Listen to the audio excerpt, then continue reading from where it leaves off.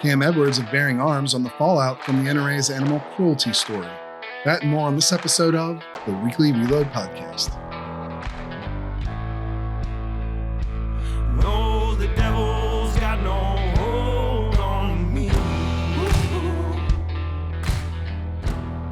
All right, welcome, ladies and gentlemen, to another episode of the Weekly Reload Podcast. I'm your host, Stephen Gutowski. I'm also a CNN contributor and the founder of thereload.com, where you can head over and sign up for our free newsletter today if you want to keep up to date with what's going on with guns in America from a sober, serious perspective. This week, we are once again talking about the NRA and one of its messes, another new mess that they're embroiled in. And so to do that, we have somebody who knows the NRA very well and who can also give us a good, I think, honest perspective on everything going on. And that's Cam Edwards from Bearing Arms. Welcome back to the show, Cam. Always appreciate the invite, Stephen. It's good to see you again. Yes. I'm sure you didn't plan to want to come on to talk about this particular story because it's not a fun one. It's pretty gruesome, to be fair. I don't know, you might want to skip through the beginning part here when we describe the actual accusations of animal cruelty that are involved in this story. But I do appreciate you coming on to, for those listening at home, might want to skip some of this at the beginning because it's pretty graphic stuff. But I do appreciate you coming on to kind of try and weigh what this all means for the NRA, for the 2024 election, and so forth. But I guess from that, I'll just describe what the story is, right? So on Monday, The Guardian published a report about the new CEO and executive vice president of the NRA, Doug Hamlin, and his involvement in an animal cruelty incident when he was in college. He pled no contest to a misdemeanor charge of animal cruelty, alongside four other men who were allegedly involved with the torture and killing of a house cat in their fraternity. They were expelled from the fraternity, and Hamlin was also part of a suit. He was a lawsuit from the former cook of that frat house, where it was alleged that Hamlin, after the fact, tried to threaten the cook into not talking to police about the killing of the cat, and the accusation of how they killed the cat was also quite disturbing. They cut off its paws, strung it up by a tree, and set it on fire. So there is Hamlin himself has said he did not have direct involvement in the actual mutilation of the cat. And that his responsibility would more stem from his role as president of the fraternity at the time.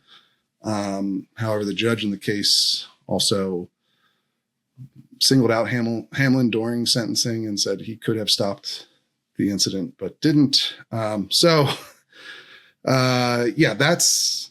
we're talking about. That's the story here. Now, this did happen in 1979, so it was quite a while ago. 44 years, and Hamlin has said that he went on. He shouldn't necessarily be judged by this one incident. He went on to live an upstanding life, served in the military, has been working at the NRA for the last 10 years as head of publications and now the head of the organization. But I don't know. I just want to get your reaction to this. I guess Hamlin is staying on as head of the NRA. I don't know. What is your immediate takeaway for this story and the kind of impact you could see it having on Hamlin's role at the NRA and the organization overall?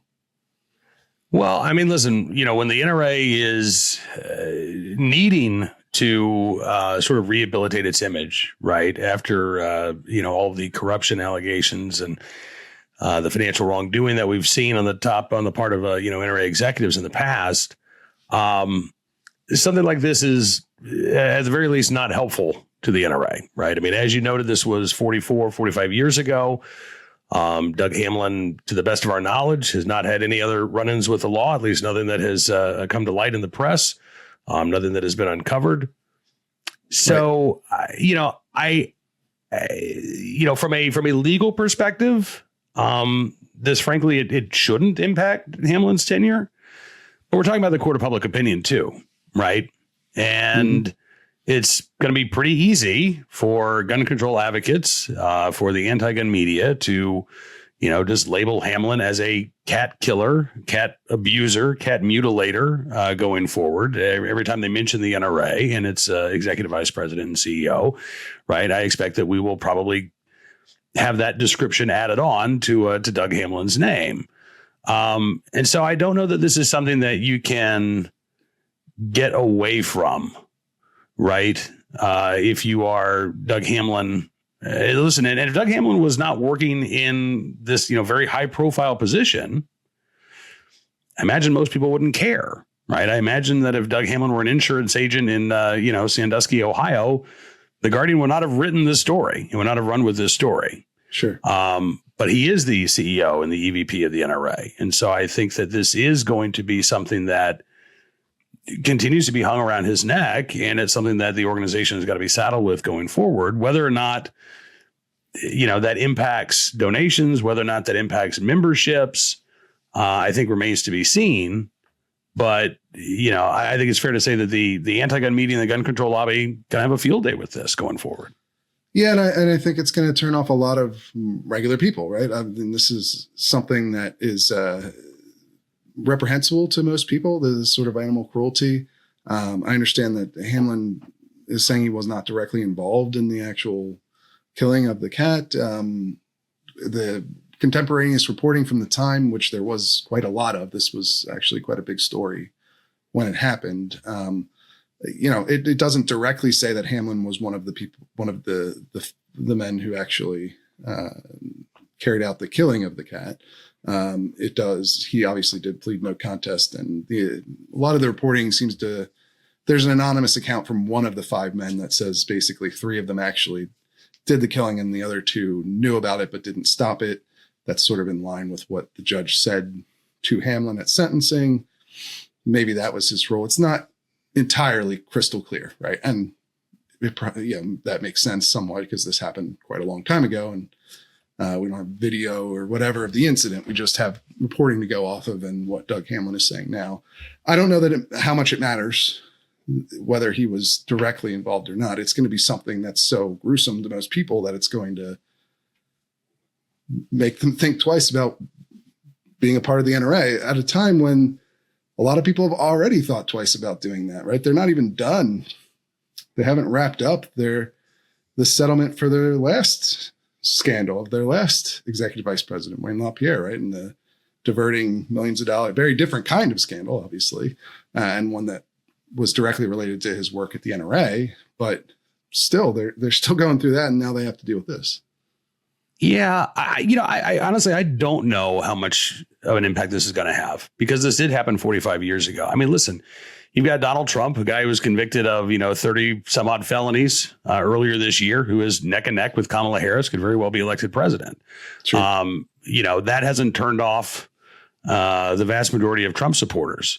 So, if you are ideologically inclined to be an NRA supporter, if you're ideologically inclined to be a Second Amendment supporter, I don't know that something even as awful as, what was described in these reports from 45 years ago is going to say, okay, you know what, I'm never going to, that's the deal breaker for me, right? I'm never going to donate to the NRA. I'm never going to belong to the NRA as long as Doug Hamlin is in charge. In fact, I think it's been kind of interesting, Stephen. I don't know if you've noticed this, but I know we're going to get into the fact that the NRA was supposed to have a rally with Donald Trump this week or next week in Savannah, Georgia. That was canceled because of scheduling conflicts.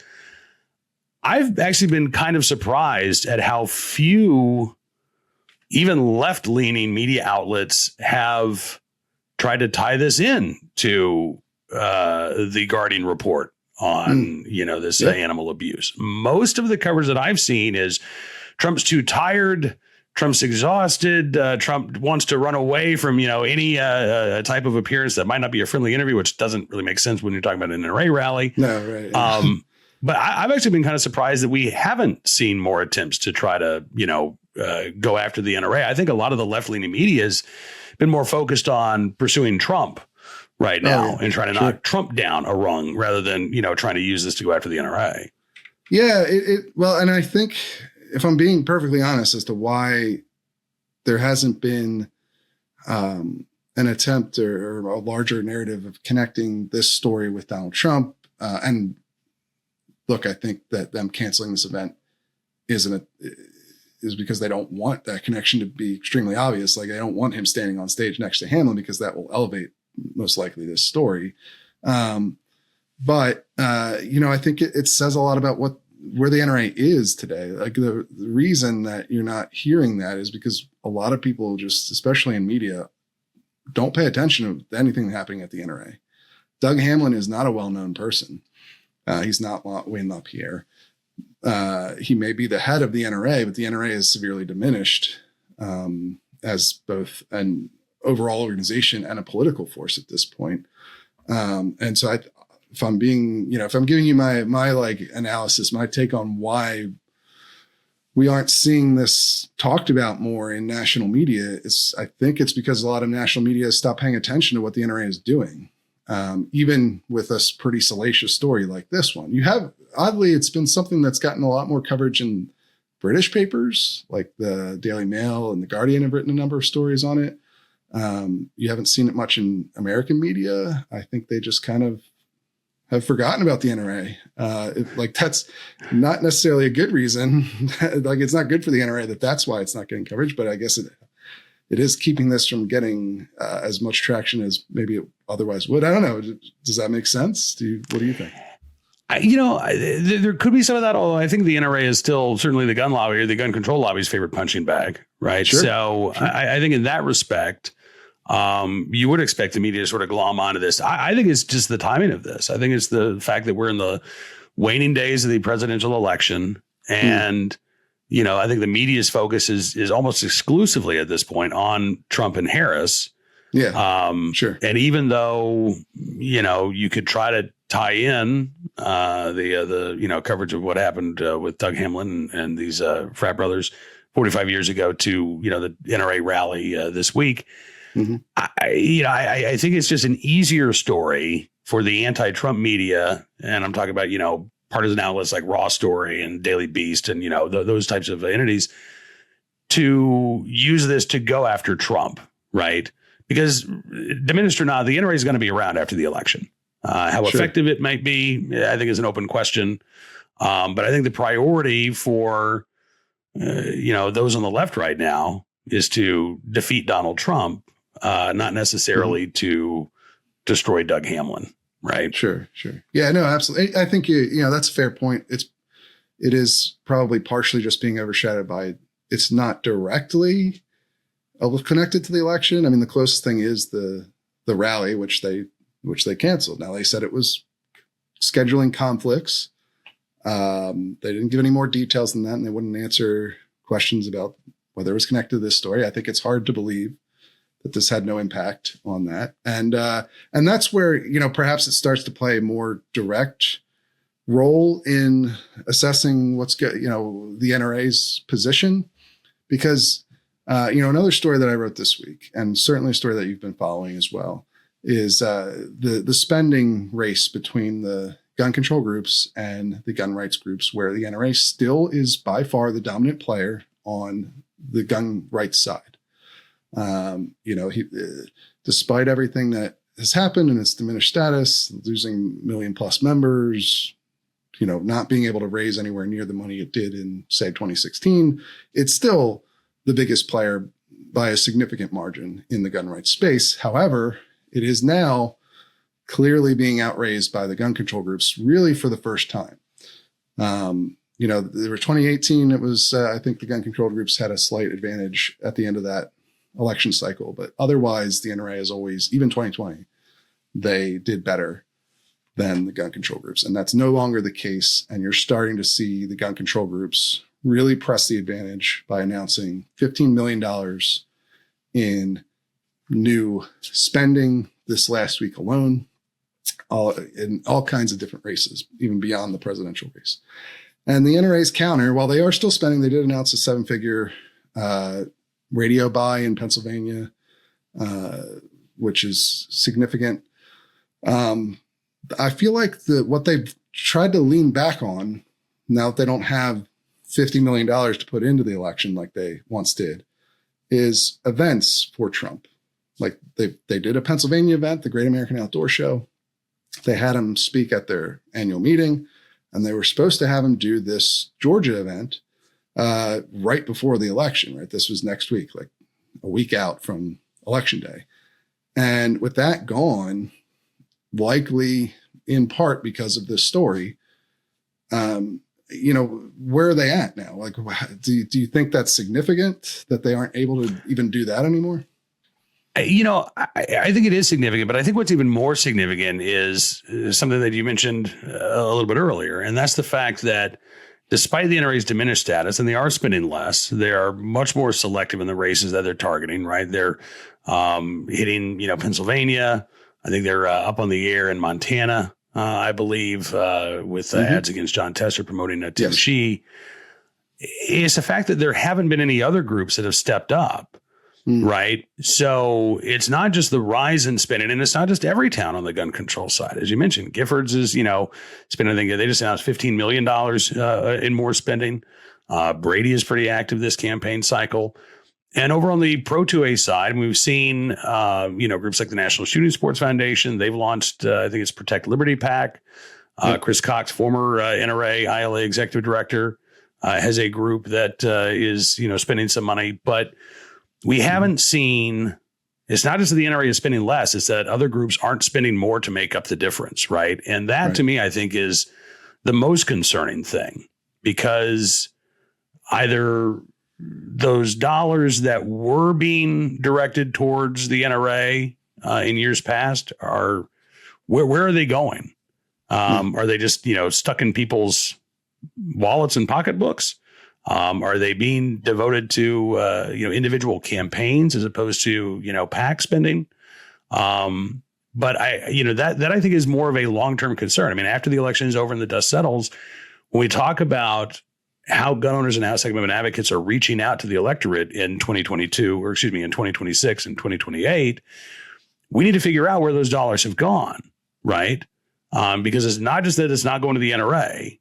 Where are those dollars going, if they're being spent at all? And how do Second Amendment supporters get those dollars back so that we can, at the very least, level the playing field once again, and maybe get back to the days where, Pro 2A voices are outspending the gun control advocates? I think that's a very good point. And I would also note, too, that the other problem the NRA and other gun rights advocates are facing in this realm, the political spending realm, is that the gun control groups are upping their push. They talked about every town talked about how they were going to spend $50 million in 2020, and then they just didn't do it. But this time around, they've pledged to spend $45 million, and it looks like they actually are doing it. We're seeing FEC receipts now. There's the same old disparity here, where a lot of the gun control groups are funded in large part by, a small number of very rich people, namely Michael Bloomberg and Steve Ballmer, the former Microsoft CEO. But it does seem like they're actually following through on these commitments to spend huge in this election, much more so than they did in previous cycles. And you don't see that kind of push from big dollar donors on the gun rights side. Now, actually, let me hit you with this, and that, it's maybe a little bit of a curveball, but I've been wondering about this. Elon Musk obviously has the potential to be somebody who can counter a guy like Michael Bloomberg in this space. Right. He has launched a series of PACs now for that benefit mostly Donald Trump, but his big thing right now is trying to pay people to get registered voters to sign a petition. And the petition has a line about gun rights in it, right? It's really a very short thing, and it's just a sort of a statement of belief thing. And I think it's just kind of a voter data generating operation. But, he's made a number of pro Second Amendment statements in recent times. Do you think he could be a viable alternative for the the pro-gun side to try and be a pro-gun Bloomberg? Or is this absolutely something that's not if that's what move past this? he decides he wants to do? Right. You know, haven't seen him I'm not donate to the NRA or anybody like that yet. It's just there's right. some signs. And that's the thing. I mean, I'm not adverse to having a pro-Second Amendment billionaire decide that they're going to, you know, spend hundreds of millions of dollars protecting our Second Amendment rights to counter Bloomberg, right? But, Sure. you know, it's kind of interesting. I mean, Bloomberg, you know, back even 20 years ago with Mayors Against Illegal Guns, Bloomberg was very much the face of the organizations that he founded, right? Even in the early days of Everytown for Gun Safety, Bloomberg was much more out in front. And I think, you know, maybe going back to when Bloomberg decided to run for president and just absolutely imploded after spending, what, $1 billion, Yes. you know, and got, I think, He what, got 1% American of the Samoa, primary right? vote. Didn't he get Yeah. American Samoa? A couple delegates? You know, he's really taken a step back in terms of being the face of these organizations. He's still very much funding those organizations, but you don't hear much about Michael Bloomberg himself these days. And instead, he has done, I think, I mean, I hate to say it, but he's done a very good job of putting together this infrastructure, right? Where, you know, after Bloomberg passes away, Everytown's going to live on. Everytown law is going to live on. Moms Against Action is going to live on. And Everytown has really been a big thorn in the side of the NRA. They've put resources into looking into all of the dirty laundry of the NRA and getting that to people like Letitia James to initiate the sort of investigations that have really troubled them, right? Like it's been effective, and not just in the sense that they're spending a bunch of money on ads. Right. You know, he has created an infrastructure that really, I think, is much more effective. And I hate to say it, but I think it's the case. It's much more effective than what we saw, you know, in the 70s and 80s with Handgun Control Incorporated, with Brady or the Coalition to Prevent Gun Violence. He's created these institutions, right? And so, you know, if we're looking at NRA 2.0, or we're looking at what comes after the NRA, if the NRA is not able to right the ship, I think it's going to take more than just, you know, Elon Musk cutting checks or wanting to become the face of the Second Amendment, right? We really do need those institutions that are effective. And I think that's one of the things about the NRA when it was, you know, firing on all cylinders. Yes, Wayne LaPierre was the face of the NRA, but, you know, the NRA as an institution had a very effective team of lobbyists, had a very effective team of litigators. And unfortunately, you know, a lot of that has either disappeared completely or it has been curtailed dramatically because they're having to allocate so many dollars towards legal fees. And they've seen that decline in membership. So they don't have enough money, you know, they don't have as much money coming in as they once did. And, you know, yeah, I think Elon Musk could play a role. I think that there are probably some other, you know, wealthy individuals who are Second Amendment supporters who could play that role too. I think now the question is, do they want to spend the money on the NRA, right? Or do they see that institution is so damaged that, okay, we're not going to, you know, put good money in after bad. And if they do decide that the NRA is not where they want to make those investments, is it existing organizations like the Second Amendment Foundation or Gun Owners of America or Firearms Policy Coalition? Or is there room for, you know, something that might become as effective as the NRA? You know, a few weeks ago when I was talking with Chris Cox for Kamen Company, he said that this organization that he started, he is open to the idea of it continuing after the election. He is open to the idea of it becoming a membership-based organization. And it may take something like that, you know, but yeah, I mean, I think right now there is that disparity, certainly in terms of the big dollar donors when it comes to Second Amendment supporters and then those trying to diminish our rights. Yeah. And, you know, I think for me, the primary question with somebody like Elon Musk is how actually committed to the idea of like changing policy on guns he is. Cause it seems like he's mainly using it as just a way to gather signatures on a voter data mining operation at this point. And, you know, you can look at, you know, things he said in the past supporting like gun licensing and gun insurance and stuff like that. And maybe he's changed his mind now.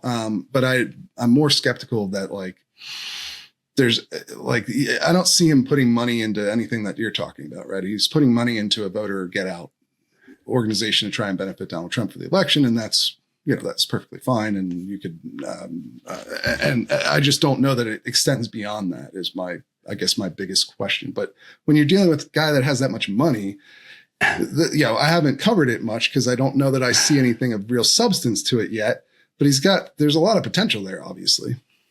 Yeah, absolutely. And I think a lot of it is going to depend on what happens after the election. I mean, of all of the spending that the gun control groups have committed in this election, I'm curious.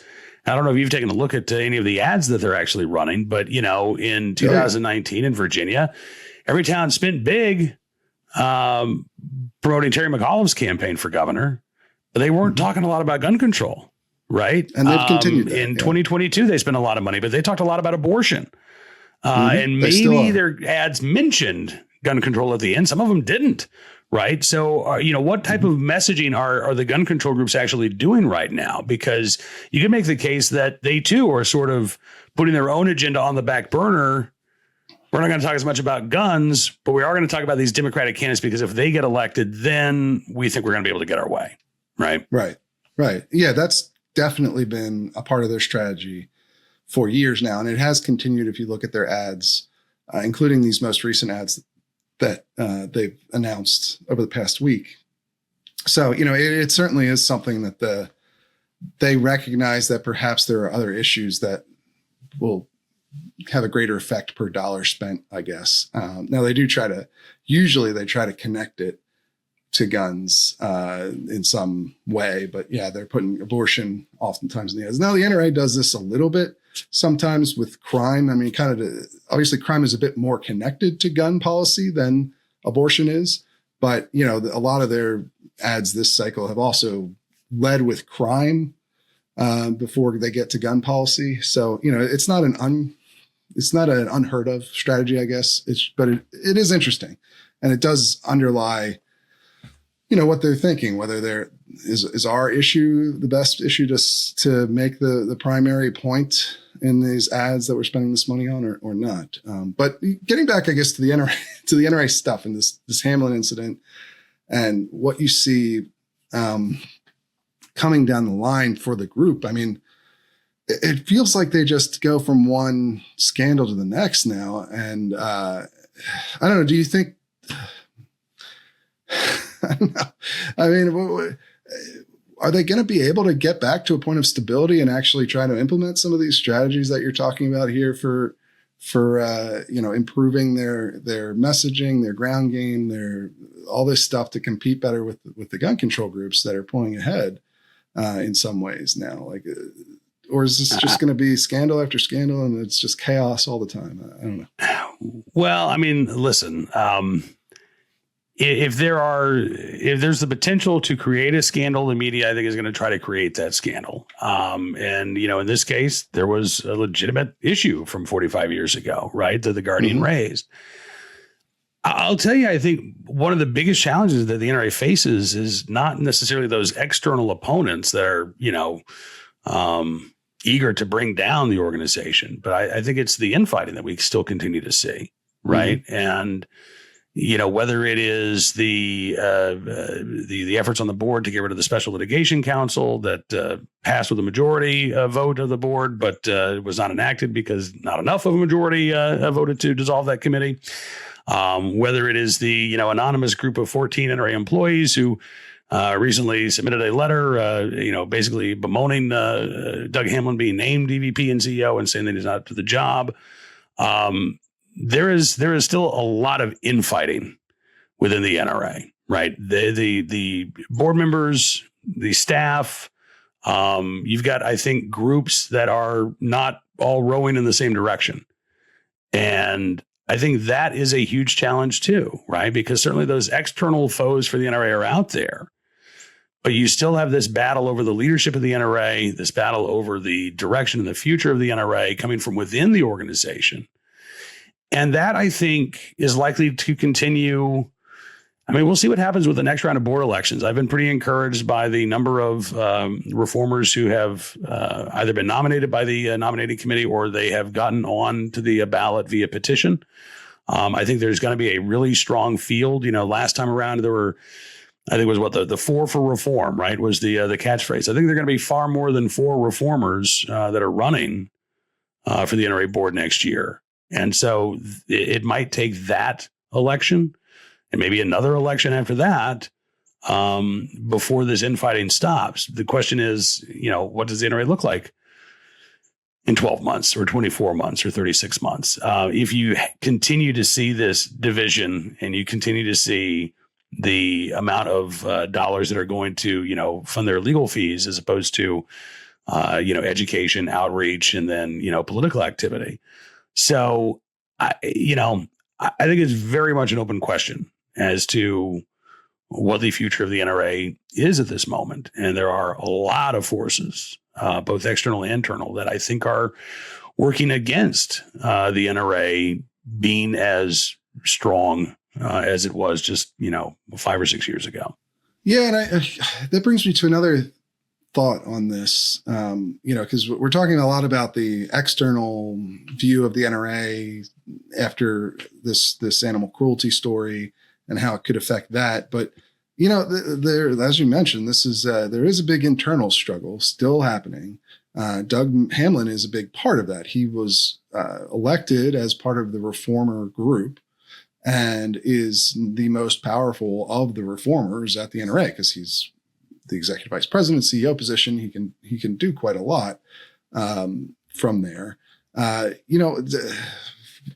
Presumably this is going to hurt him and the reformers in that internal fight, right? I mean, it seems just as likely to be a negative drawback in the internal fight as it does in the NRA's external reputation. Yeah, I mean, I think that that letter from the 14 anonymous NRA staffers came out after the Guardian story, and I think mentioned, referenced, the legal issues that Hamlin had in 1979. Yeah, they said they feel unsafe working there with him. Pretty harsh terms in that letter, and I think they're going through the whistleblower system that was set up as part of the settlement that's coming. So, yeah, I mean, I think that definitely has the potential to weaken Hamlin's position. Then the question becomes, does he lose enough support where the board would vote to remove him, or even a vote, called for that he might survive, right? That still indicates that he would be in a very sort of tenuous position. Yeah.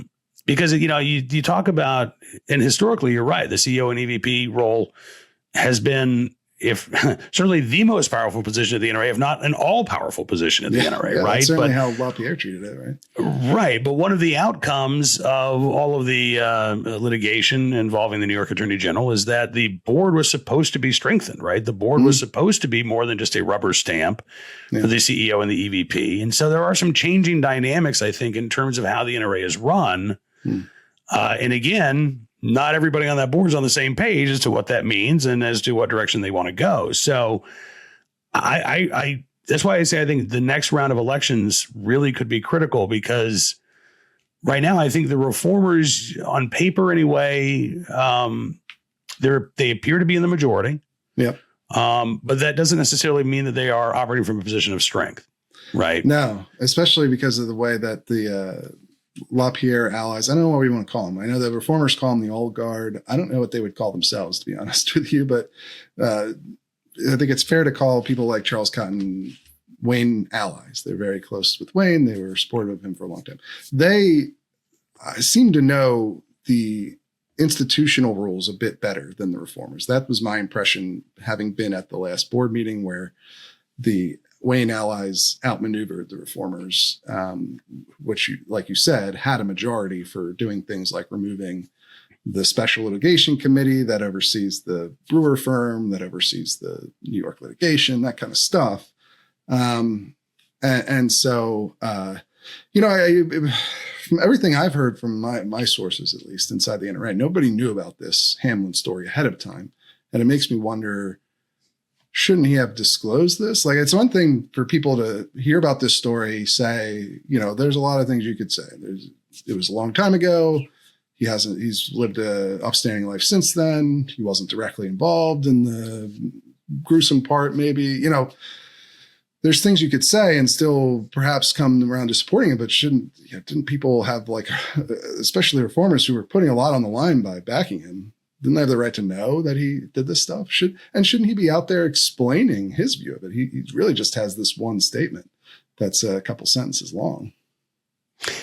Yeah, I mean, I think now we're probably getting into, crisis management PR, and are you better off, talking about this, or are you better off not saying anything about it? The issue of disclosure during the vetting process, I think, is an interesting one. And again, I haven't talked with any of the board members or Doug Hamlin about this, so I don't know. Was there a vetting process? Came up? I guess is the other question it raises. Right. I mean, well, that's the thing, right? Because Hamlin's name was somewhat of a surprise when he was nominated by the reformers as EVP and CEO. So I don't know what kind of process there was. At the same time, I mean, again, 45 years ago was a long time. 1979 was a long time ago, right? And as you say, we wouldn't expect that something that a college kid, no matter how heinous it was, there's something that happened, to somebody when they were 21 or 22, or something that somebody did when they were 21 or 22, would necessarily be a yoke around their neck for the rest of their lives. Particularly when it was a misdemeanor offense.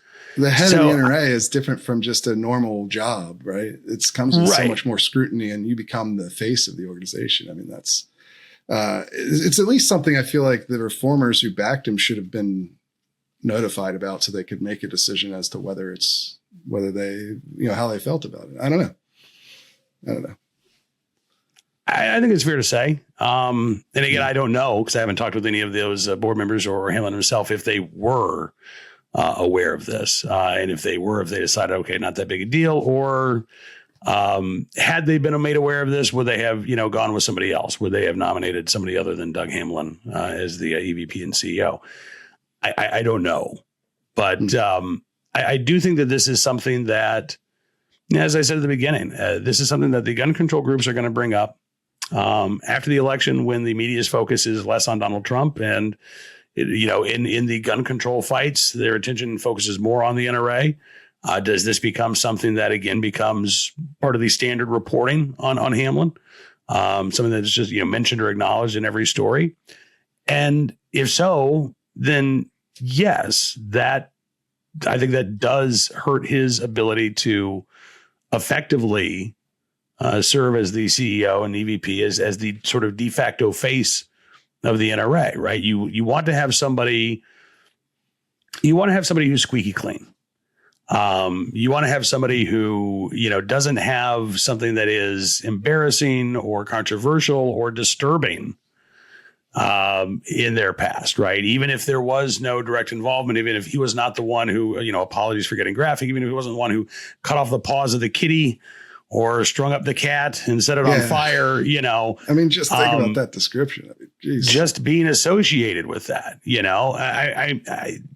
I think it's going to be damaging. Again, going forward, particularly if the media decides to focus on that and sort of hammer home that, hey, this was who Doug Hamlin was back in the 1970s. Yeah. So, I mean, I think it's going to be around, even if he doesn't resign, even if he does resign today, right? Like, even if they replaced him tomorrow, this is a story that's probably going to stick with the NRA for a long time now. I'm less convinced of that. We live in a day and age where there are a lot of stories in the news cycle. Like Tim Walz lied about his combat record, lied about being at Tiananmen Square, and that's basically become a non-issue, even though that was just revealed 2 weeks ago. And here's somebody who's running for the vice presidential, vice president of the United States. So the news cycle does move very fast. That's true. It does. And I think if Hamlin were to not be a part of the NRA, that would be a non-story. I doubt that it would linger on after his departure. Interesting point. It could be. I don't know. Either way, I appreciate you coming on and talking about the implications of this. I know it's not an easy thing to talk about, and that you are a big NRA support. You've worked for them for a long time, worked with them, and want to see the organization do the best it can. So it's not easy to come on and talk about these negative stories about it. And unfortunately, they keep happening. Maybe maybe we'll get a more positive story soon here to bring you on and discuss on that side. I don't know, but we talk what the news is. You go where the news takes you, man. And unfortunately, this is one of those stories. And again, I think that one of the differences, one of the things that I'd like to be different about Second Amendment supporters than gun control activists is I want us to be able to acknowledge those difficult stories. I don't want us to be able to, to just try to run from them. When, the Minnesota state senator who was the deciding vote for gun control was arrested and charged with burglarizing her stepmother's house last year. Gun control groups didn't talk about that, right? They just sort of played ostrich. They buried their heads in the sand. We're not going to even mention this, bring it up. We're certainly not going to call for a resignation. We're not going to say we condemn her acts. They just pretend like it didn't happen.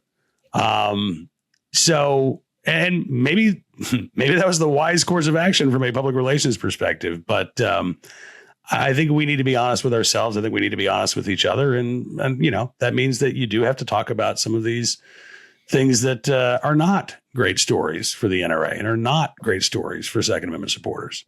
Yeah. Oh, yeah. I certainly think it's, from my perspective, what I try to do with the Reload, right, is be as honest as possible and try to give people the analysis that I think is true. And this is a story that's very negative and I think has a very big impact on the NRA, but also and I try to bring on people that I think are honest and smart and maybe disagree with me to some extent. We've had, we're on a little bit different wavelengths on how much this matters and how many legs it has, I guess, moving forward. But that's good because it's important for the audience to have a good understanding of from different perspectives and people who are being honest. That's what I try to do with guests, is not so much whether you're the most famous person or the most, the most influential person or whatever.